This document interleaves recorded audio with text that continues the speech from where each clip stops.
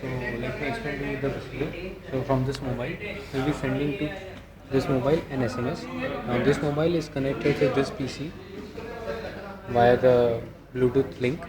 Now when a message is sent from this to this mobile sends this message to this computer, and this computer decodes the whole message, and via this baffle line it gets transmitted to this microcontroller. Now this microcontroller controls the VCO according to the message which it has received, and it makes the frequency 410 kHz for zeros and 495 kHz for the 1 VCO. From this VCO, we come to the transmitter. Okay, this whole is the transmission line. You can see in this digital oscilloscope that when nothing is sent over this transmission line, signal is about ground. I mean, you won't see anything.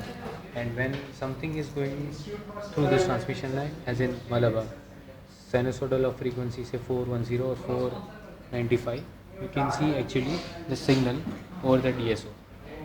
Now from this transmission line we come to, this is the IFT, the intermediate frequency transformer, and the capacitors, and this whole circuit is used for isolation from the mains. Okay, so now we come to the receiver end.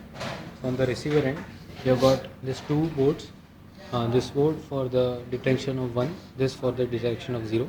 So basically it consists of one PLL and one digital circuit that indicates whether the PLL is locked or it is not locked. Now depending upon that, the state is transferred to this MUSI. This MUSI does the processing of that, and it will find out what was the exact pattern sent by the mobile initially, depending upon the LEDs which you can see over here. When this LED is on, this LED on implies that nothing is being transmitted over the channel. When this turns off and this LED turns high, as in LED which is second from here, as in 0, 1, 2. So when this goes high, 0 is sent, but mind you that when this goes high, this has to be low. Only then it implies that something is being sent.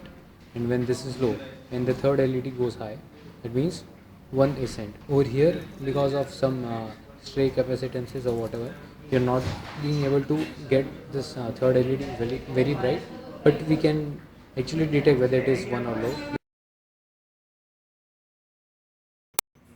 Hello, let me explain to you the syntax which we are using to transmit a message.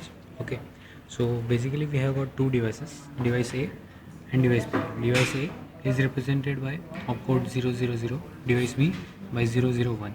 Then there are two states, 1 and 0. 1 implies on, 0 implies off, and then we specify a delay. Delay in the execution of the on or off operation on a particular device. So basically we can introduce delay of about 15 minutes. 15 minutes implies 0 to 15, that is 16 numbers, implies 4 bits to represent the time. Okay, so now let's take an example of an opcode, say A106. Okay, so A over here represents device A has to be switched on, 1 represents on, after 6 minutes. So this is 6. So basically the sequence which we will be getting is 0 0 0 1 0 1 1 0. So this is 1, this is A, and this is 6, as in 06. Okay.